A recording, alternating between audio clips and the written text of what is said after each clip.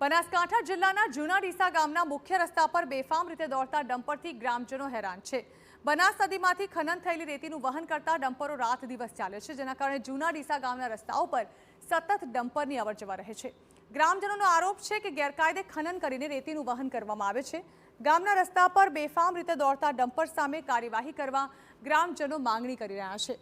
કલેક્ટરના જાહેરનામાનો ખુલ્લેઆમ ભંગ કરી ડમ્પર્સ બેફામ દોડી રહ્યા હોવાનો ગ્રામજનોનો આરોપ છે। ડમ્પરના કારણે ગ્રામજનોને અવરજવર કરવામાં મુશ્કેલી પડે છે અને અકસ્માતના બનાવો પણ વધ્યા છે।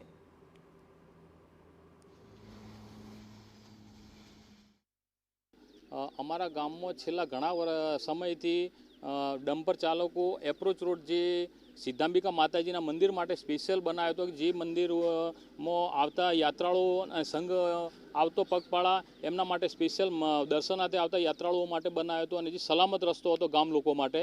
આજની તારીખમાં એ રસ્તા ઉપર વધુ પ્રમાણમાં ડમ્પર ચાલકો ચાલે છે અને આ ડમ્પર ચાલકોના કારણે થઈને અકસ્માતો પણ અગાઉ થયા છે અને ફરીથી પણ ઘટનાઓ બનવાની શક્યતાઓ છે।